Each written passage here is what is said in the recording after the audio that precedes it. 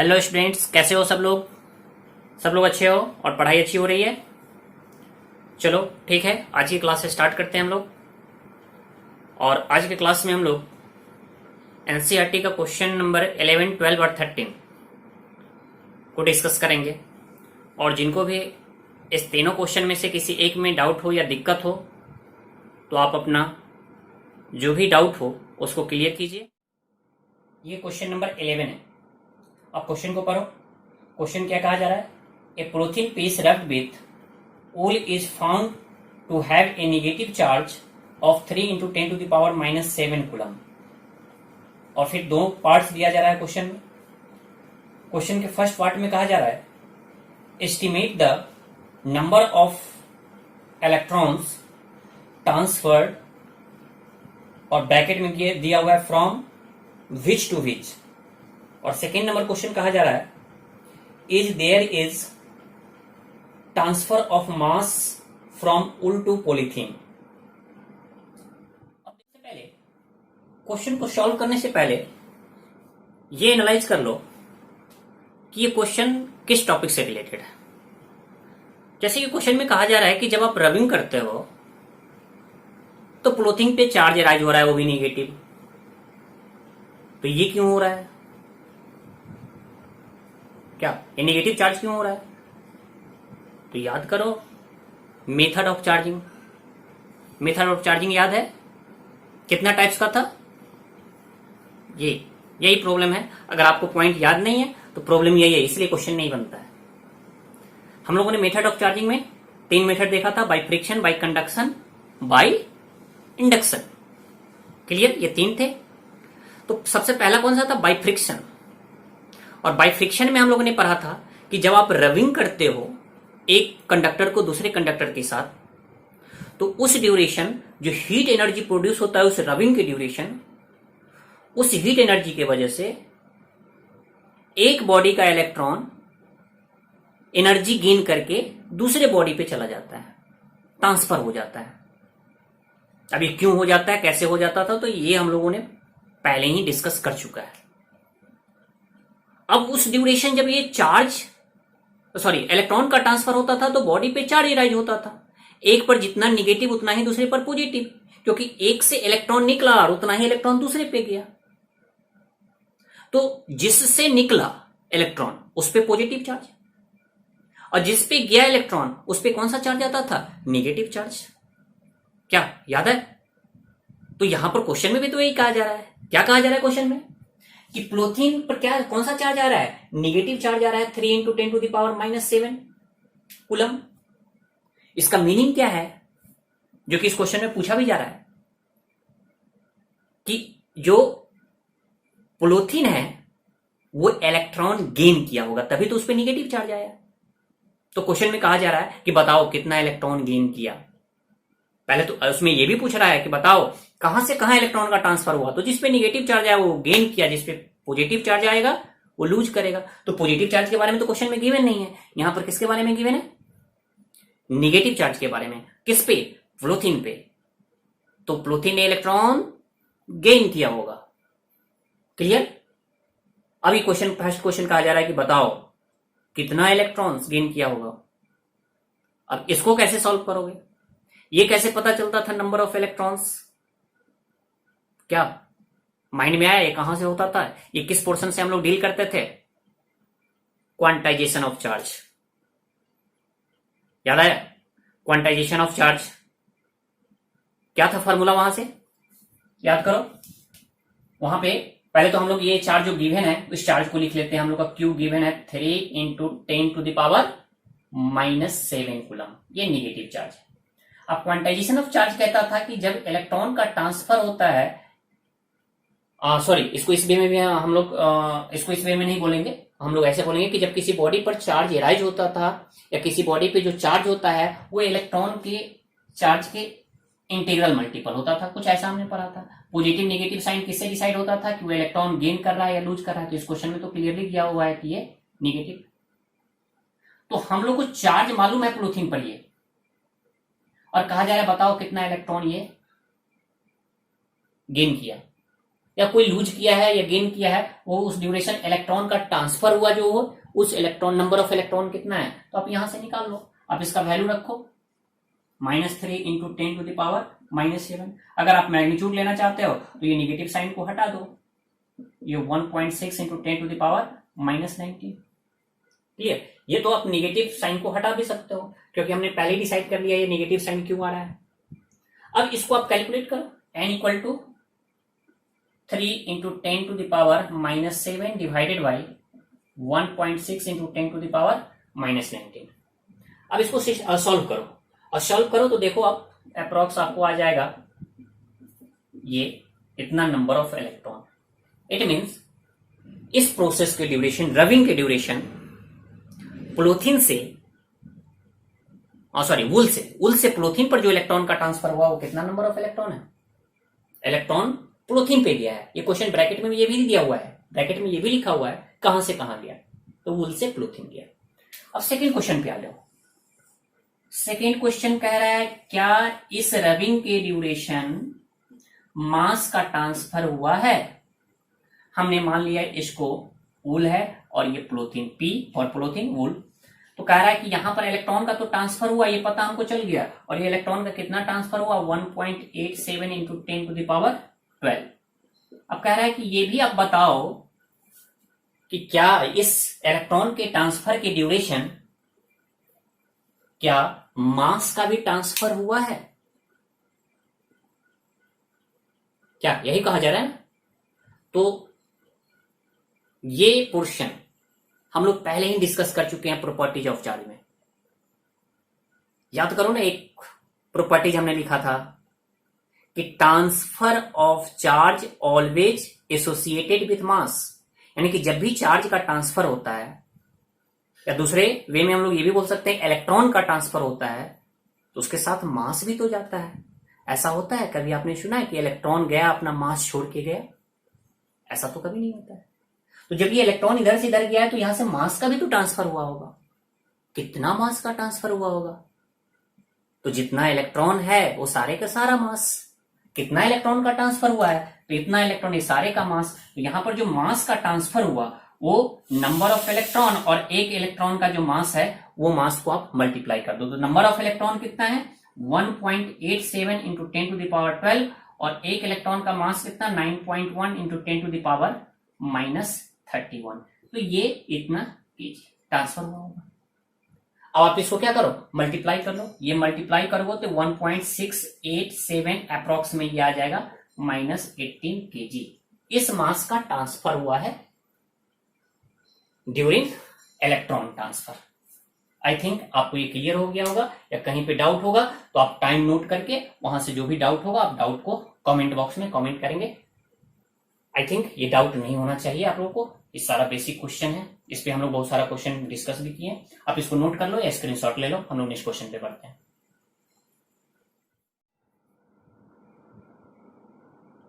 अब question number 12 हम लोग डिस्कस करते हैं।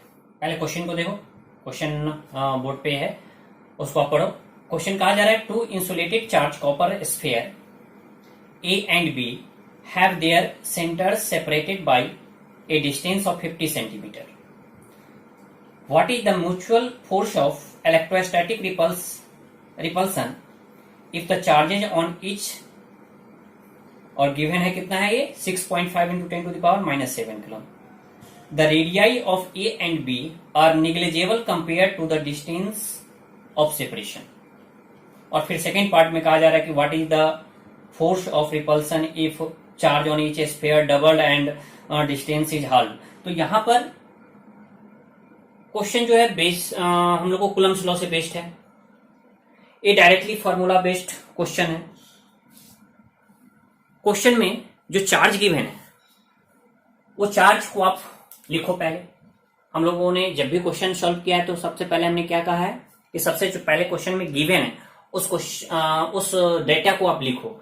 तो क्वेश्चन में कहा जा रहा है कि दोनों स्फीयर पे इक्वल अमाउंट में चार्ज है, और ये कितना है तो हम लोगों ने अभी लिखा था, क्या लिखा था, क्या देखा था 6.5 इंटू 10⁻⁻7 कूलम। इट मीन्स दोनों पर इक्वल है, तो Q1 और Q2 दोनों का वैल्यू हम क्या लेने जा रहे हैं, ये लेने जा रहे हैं। अब ये भी क्वेश्चन में कहा जा रहा है सेपरेशन कितना है 50 सेंटीमीटर। आप इसको मीटर में कन्वर्ट कर लो, आगे हम लोग को SI में सारा डेटा लेना है, तो आप इसको कन्वर्ट कर लो, तो ये आ जाएगा -2 मीटर। आई थिंक ये क्लियर होगा। अब हम लोगों को कहा जा रहा है कि इस दोनों, मान लो 2 स्फीयर हम लोग यहां पे लेने जा रहे हैं। ये क्वेश्चन में कहा जा रहा है कि 2 इंसुलेटेड स्फीयर है, जो कि क्वेश्चन में कहा जा रहा है कि इसका रेडियस आप निग्लिजिबल मान के चलो, कि इस दोनों का जो रेडियस है वो, सेकेंड क्वेश्चन में कहा जा रहा है कि दोनों का रेडियस निग्लिजिबल मान के चलो। तो उसका एक ही सेंस है कि आप ये मान के चलो कि दोनों क्या है, पॉइंट चार्ज है। निग्लिजिबल किसके कंपेरिजन में, ये सेपरेशन जो है दोनों के बीच, उसके कंपेरिजन में मान के चलो ये निग्लिजिबल है। अब इस पे Q1 है और ये Q2। अब डायरेक्टली कूलम्ब्स लॉ को याद करो। कूलम्ब्स लॉ कहता था कि दोनों के बीच जो इलेक्ट्रोस्टैटिक रिपल्सिव फोर्स होगा। रिपल्सिव क्यों? क्योंकि दोनों पर पॉजिटिव चार्ज है। तो जब दोनों पर पॉजिटिव चार्ज है तो ये एक दूसरे को रिपेल करेगा। इसको ये इधर रिपेल करेगा और ये वाला इसको इधर रिपेल करेगा। लाइन ज्वाइनिंग में इसको हम लोग लिख सकते हैं कि ये 1 पे 2 के द्वारा फोर्स और यहाँ पे 2 के द्वारा 1, 2 पे 1 के द्वारा, दोनों को मिलाने वाले ये जो लाइन ज्वाइनिंग है, ये लाइन जो है दोनों को मिलाने वाला लाइन है, या कहें तो लाइन ज्वाइनिंग जो है। अब यहां पर हम लोगों ने पढ़ा था कूलम्ब्स लॉ में, याद करो कि दोनों पर जो फोर्स लग रहा है एक दूसरे के द्वारा वो इक्वल इन मैग्नीट्यूड होगा। चलो उसको हम F मान लेते हैं। अब इस F का वैल्यू कितना होगा तो आप कैलकुलेट करो, K Q1 Q2 by R²। अब डेटा सब्स्टिट्यूट करो, ये सब लोग से आना चाहिए। अब ये 9 × 10⁹ K का वैल्यू हमने रख लिया, Q1 का वैल्यू और Q2 का वैल्यू दोनों तो इक्वल है, तो आप ले लो 10⁻⁻7 और होल स्क्वायर और डिवाइडेड बाई 50 × 10⁻⁻2 मीटर। क्लियर? तो ये तो डायरेक्टली फार्मूला बेस्ड है। हमने जो इतना भी डेटा गिवन था उस डेटा को फार्मूला में सब्स्टिट्यूट कर दिया। अब इसको कैलकुलेट करो। कैलकुलेट करने के बाद देखना कि ये 1.5 × 10⁻⁻2 के अप्रोक्स आएगा। ये डेटा को आप सॉल्व करो, कैलकुलेट करो और ये अप्रोक्स में कितना आएगा, 1.5 × 10⁻⁻2 न्यूटन। तो ये डायरेक्टली फार्मूला बेस्ड क्वेश्चन था। अब इसका सेकेंड पार्ट पढ़ो। सेकेंड पार्ट में क्या था? सेकेंड पार्ट में कहा जा रहा था कि आप इस दोनों के चार्ज को डबल कर दो और इसके डिस्टेंस को हाफ कर दो। इट मीन्स ये जो स्फीयर है इसके चार्ज को ये कर दो Q1, 2Q1 और इसके चार्ज को क्या कर दो 2Q2 और सेपरेशन थोड़ा सा और हम नजदीक ला देते ताकि फील हो कि सही में डिस्टेंस हाफ होगी। यानी यहां जो डिस्टेंस था उसका हाफ हमने कर दिया R/2। तो कहा जा रहा है ये फर्स्ट पार्ट था, ये क्वेश्चन का फर्स्ट पार्ट था, ये हम लोग का सेकेंड पार्ट है। तो अब कहा जा रहा है कि बताओ अब फोर्स क्या होगा। तो इसको हम F' मानने जा रहे हैं। अभी भी ये इसको रिपेल करेगा, ये इसको रिपेल करेगा, ये वाला स्फीयर इसको इधर रिपेल करेगा और ये F21 हमने लिया था और ये हो जाएगा F12। तो कह रहा है क्या कि जितना फोर्स से पहले रिपेल कर रहा था अभी भी उतना ही से करेगा एक दूसरे को रिपेल। तो हम लोग कैलकुलेट करते हैं ना, इसको हम F' मान लेते हैं। पहले जो था उस फोर्स को F माने थे, अब यहाँ पे F', तो यहाँ पर भी इस दोनों को डैश डैश कर लो। तो हम लोग लिखने जा रहे हैं कि ये F21 डैश ये F' के बराबर होगा। अब F' का वैल्यू कैलकुलेट करो तो क्या आ जाएगा, कि पहला का चार्ज 2Q1, दूसरा का चार्ज 2Q2 और डिवाइडेड बाई R/2 का होल स्क्वायर। अब डेटा सब्स्टिट्यूट करो तो देखो, आप डेटा सब्स्टिट्यूट करोगे तो यहां पे 2 2 4 और ये नीचे से ये जो 2 है उसका भी तो स्क्वायर है, कितना आ जाएगा 1/4 और 4 को ऊपर ले जाओ तो 4 × 4 16 और फिर आ जाएगा K Q1 Q2 और डिवाइडेड बाई R²। अब Q1 Q2 यही वाला तो डेटा आ गया और इसका वैल्यू कितना है, तो ये 16 और 1 पॉइंट ये। अब इनिशियल चार्ज Q1 Q2 इसका चार्ज दोनों का इक्वल अमाउंट था, यहां पर Q1 और Q2 दोनों इक्वल अमाउंट था, इसलिए हम लोगों ने यहां पर स्क्वायर लिया था। तो आप इस डेटा को देखो और इसको देखो और इसका डेटा ये जो वैल्यू है उसको कैलकुलेट करके कितना लाया हो आप डेटा डालने के बाद 1.5, तो यहां पे डाल दो 1.5 इंटू 10⁻⁻²। इसका क्या मीनिंग है कि जब आप इसके चार्ज को इंक्रीज करते हो और सेपरेशन को कम करते हो तो फोर्स का वैल्यू इंक्रीज कर जाता है। कितना से इंक्रीज करता है? तो 16 टाइम इंक्रीज करता है। तो बेसिक ये क्वेश्चन था। इस टाइप का क्वेश्चन जब हम लोग कूलम्ब्स लॉ फर्स्ट पार्ट और सेकंड पार्ट डिस्कस किए थे तो बहुत सारा क्वेश्चन इस टाइप का लिए थे। बस अभी हम तो इसलिए सॉल्व करने जा रहे हैं क्योंकि ये एनसीईआरटी का क्वेश्चन है और जो भी आपको एनसीईआरटी का क्वेश्चन हम सबको सॉल्व करके आपको वीडियो सेंड कर दें। क्लियर? ओके, आप स्क्रीनशॉट ले लीजिए। हम लोग नेक्स्ट क्वेश्चन पे बढ़ते हैं।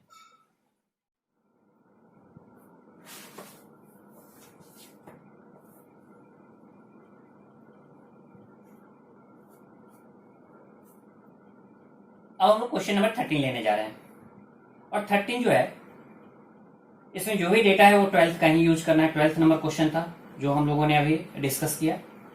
क्वेश्चन कहा जा रहा है suppose the sphere A and B in question 12 have identical size. A third sphere of same size but uncharged is brought in contact with first and then brought in contact with second and finally remove from both.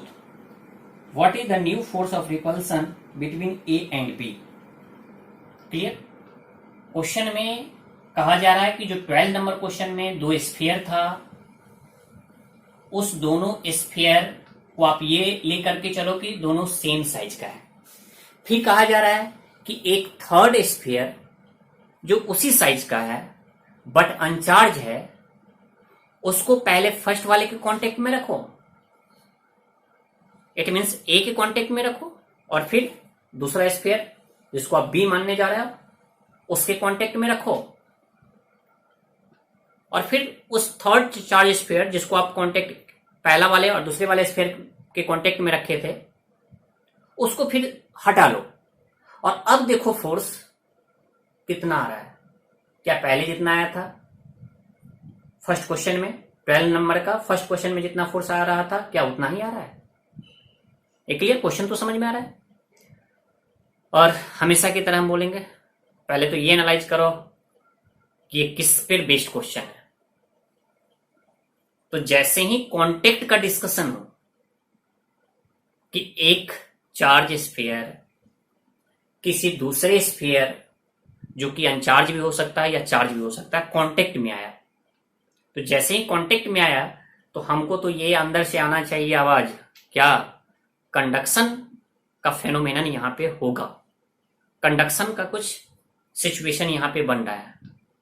तो पहले आप force निकाल लिए थे first question में, जब आप contact में लाके रखोगे तो वहां पे कंडक्शन होगा, चार्ज का लेन देन होगा और फिर उसको हटाओगे तो थर्ड वाला जो स्फीयर है वो चार्ज लेके कुछ सिस्टम से निकल गया बाहर। क्लियर?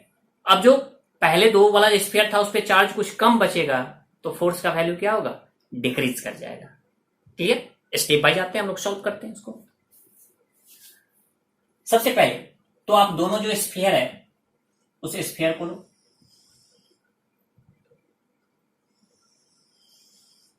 मैं स्टेप बाय यहां पे डायग्राम से रिप्रेजेंट करने जा रहे हैं, आप समझो इसको। हम लोगों को क्वेश्चन में गिवन था इस पे Q1 चार्ज का मैग्नीट्यूड कितना था 6.5 इंटू 10⁻⁻7 कूलम और इस पे हमने Q2 ले लिया और इस पे कितना है 6.5 इंटू 10⁻⁻7। दोनों पर तो इक्वल था, दोनों पे सेम मैग्नीट्यूड का चार्ज था, तो यहां पर तो कोई दिक्कत ही नहीं। अब हम लोग को कहा जा रहा है कि एक थर्ड स्फीयर जो कि आइडेंटिकल साइज का है, अब उसको कांटेक्ट में आप लाके रखो। किसके कांटेक्ट में? पहले और दूसरे वाले। क्वेश्चन में यही कह रहा है कि इसको आप क्या मान लो? ए मान लो और इसको बी। अब एक स्फीयर है जो इसी साइज का है, आप मान लो, थोड़ा सा राउंड नहीं हुआ, आप मान लो कि उसी साइज का है। साइज का मीनिंग कि जितना रेडियस इसका है उतना ही रेडियस इसका भी है, दोनों का रेडियस सेम है। अब जैसे ही इसके कांटेक्ट में रखोगे तो याद करो, याद आया कुछ? कंडक्शन होगा यहां और कंडक्शन के बाद यहां पे चार्ज और यहां पे चार्ज का मैग्नीट्यूड क्या होगा? दोनों पर क्या इक्वल मैग्नीट्यूड का चार्ज होगा या डिफर करेगा? तो फिर वही बात आ गई, पॉइंट्स आपको याद होना चाहिए। कंडक्शन में याद करो, हम लोगों ने पढ़ा था कि कंडक्शन के बाद जो चार्ज होता था दोनों स्फीयर पे, वो डिपेंड करता था शेप, साइज और मटेरियल पे। अगर दोनों कंडक्टर सेम शेप, साइज और मटेरियल का है तो इक्वल अमाउंट में चार्ज होगा। तो यहां पर क्वेश्चन में तो गिवन है, आइडेंटिकल है दोनों, शेप साइज भी सेम, मटेरियल भी सेम। तो यहां पर क्या इसका मीनिंग आ रहा है कि इस पे जो भी चार्ज है, ए पर जो भी चार्ज है वो चार्ज इक्वली डिस्ट्रीब्यूट हो जाएगा। तो आप क्या करो, यहां पर जो चार्ज दोनों पर होगा तो ये हाफ हाफ हो जाएगा, और इसको आप हाफ हाफ कर दो तो यहां पर हम एक कांटेक्ट में आने के बाद, ये तो इनिशियल चार्ज हमने रिप्रेजेंट किया है, अब ये जो कांटेक्ट में आया तो कांटेक्ट में आने के बाद जब चार्ज का लेन देन हो गया तो हम लोग को पता चला कि जितना चार्ज इस पे रहेगा उतना ही चार्ज इस पे। तो हम लोग कैसे कैलकुलेट किए थे, तो कंडक्शन को याद करो, अगर आपको दिक्कत हो रही है तो उसका वीडियो आप देखो। तो जैसे ही आप ये कैलकुलेट करोगे तो पहले तो ये Q1 था, अब हम लोग ने क्या मानने, यहाँ पर क्या मान लेते हैं कि ये Q1 डैश हो जाएगा। पहले तो Q1 था कंडक्शन से पहले, ये टच करवाने से पहले। अब टच करने के बाद इस पे चार्ज कुछ यहां से यहां ट्रांसफर हुआ तो उसको हमने क्या मान लिया, Q1 डैश। अब इसको आप डिवाइड कर दो 2 से, तो आप 2 से डिवाइड करोगे तो ये आ जाएगा 3.25 इंटू 10⁻⁻7 कूलम। और इस पे भी चार्ज कितना आ जाएगा, 3.25, क्योंकि दोनों पर इक्वल अमाउंट में जा रहा है। क्लियर। तो पहले तो इस जो C है, थर्ड स्फीयर है, इसको हमने इसके साथ टच में रखा। अब ये क्या किया, इससे कुछ चार्ज ले लिया। अब करता है क्या कि ये यहां से निकल जाता है और कहां जाता है, इसके टच में। इसका मतलब है कि फिर ये जैसे इसे चार्ज मिल गया इसको, तो ये कहां गया, ये बी वाले के कांटेक्ट में आ गया, क्वेश्चन में गिवन है। तो जैसे ही बी के कांटेक्ट में आया तो इस पे तो चार्ज इतना है और इस पे कितना है, 3.25 इंटू 10⁻⁻7। अब दोनों जब कांटेक्ट में आया तो यहां पर भी चार्ज का लेन देन होगा, चार्ज का ट्रांसफर होगा एक कंडक्टर से दूसरे कंडक्टर पे।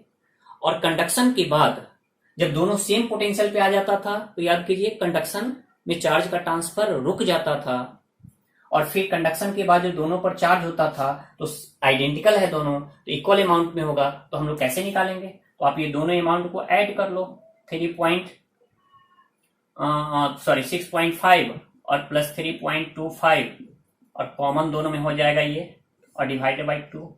आप इसको कैलकुलेट करो, कैलकुलेट करके देखो कितना आएगा। ये अप्रोक्स में आई थिंक 4.87 इंटू 10⁻⁻7 कूलम आएगा। ये आप करके देखो, दोनों को ऐड करके और 2 से डिवाइड कर दो। क्यों हमने ऐसा किया, क्योंकि कंडक्शन के बाद दोनों पर इक्वल अमाउंट में चार्ज होगा। तो इक्वल अमाउंट चार्ज कैसे निकालते थे, तो आप कंडक्शन का जो भी लेक्चर था उसको याद करो कि दोनों के चार्ज को ऐड करते थे और 2 से डिवाइड कर देते थे। तो अब जो यहाँ पर Q2 डैश का फाइनल वैल्यू, पहले तो ये Q2 था, अब ये जो कंडक्शन के बाद इस पे चार्ज होगा ये 4.87 इंटू 10⁻⁻7 कूलम। इट मीन्स ये कंडक्शन के बाद, ये आप मान लो कि ये प्रोसेस अभी तक कंडक्शन में जो चार्ज का लेन देन हुआ, उसके बाद जो फ्रेश चार्ज बचा फर्स्ट स्फीयर ए पर बचा, वो हम लोग Q1 डैश मानने जा रहे हैं, और ये चार्ज का मैग्नीट्यूड ये रहा। और सेकेंड पे ये जो जिसको हम लोग बी माने हैं उस पे कितना बचा मैग्नीट्यूड चार्ज का, 4.87 इंटू 10⁻⁻7 कूलम। और सेपरेशन तो जो आपने पहले रखा था, याद करो क्वेश्चन में 12 में क्या था सेपरेशन, ये तो ये था 50 सेंटीमीटर, इसी को मीटर में आप कन्वर्ट कर लो तो सेपरेशन यही है। अब कह रहा है कि इसके बीच फोर्स आप निकालो। तो पहला जो क्वेश्चन था 12 नंबर का, उसमें तो हम लोगों ने फोर्स निकाला था और फोर्स का सर्टेन कुछ वैल्यू हम लोग को मिला था। अब यहां पे हमको इस केस में कहा जा रहा है तो आप यहां पे निकालो, तो ये एफ डैश इसको मान लो। अब यहां पे जो फोर्स होगा एफ डैश, तो ये के Q1 dash Q2 dash are square. अब Q1 डैश Q2 डैश का वैल्यू सब्स्टिट्यूट करो, के का वैल्यू 9 इंटू 10⁻9, Q1 का वैल्यू, Q1 डैश का वैल्यू 3.25 इंटू 10⁻⁻7 इंटू, अब यहां पे ये सेकेंड वाला का चार्ज 4.87 इंटू 10⁻⁻7 और डिवाइडेड होल का जो डिवीजन होगा ये इससे, इसी को आप लिख सकते हो 0 स्क्वायर करो और ये डेटा सॉल्व करो। आई थिंक ये जो आपको सॉल्व करके आना चाहिए ये 5.7 इंटू 10⁻³ न्यूटन। आप इसको करके देखो, इसमें दिक्कत होगा तो फिर हम लोग डिस्कस करेंगे। क्लियर? अब यहां पे जिस पॉइंट पे भी आपको कंफ्यूजन हो तो आप उस पॉइंट का करस्पॉन्डिंग टाइम देखो वीडियो में, उसको नोट कर लो और वहां पे लिख दो कमेंट बॉक्स में कि सर इस पॉइंट पे हमको दिक्कत है। अगर कोई भी दिक्कत रहेगा तो हम लोग डिस्कस करेंगे। तो ये हम लोग फर्स्ट ये जो कूलम्ब्स लॉ पर बेस्ड क्वेश्चन था या फिर अदर कॉन्सेप्ट पर बेस्ड क्वेश्चन था एनसीईआरटी का, उसको हम लोगों ने खत्म कर लिया है। अब नेक्स्ट जो एनसीईआरटी का क्वेश्चन होगा वो होगा सुपरपोजिशन प्रिंसिपल पर बेस्ड। पहले हम लोग एग्जाम्पल का क्वेश्चन देखेंगे और फिर जो भी एक्सरसाइज में है क्वेश्चन है उस क्वेश्चन को देखेंगे और फिर नेक्स्ट टॉपिक हम लोग का होगा electric field and intensity. Clear? Okay, तो आप क्वेश्चन को सॉल्व करना। जो भी डाउट अगर हो तो कमेंट बॉक्स में कमेंट जरूर करना। ओके बाय, हम लोग मिलते हैं नेक्स्ट लेक्चर।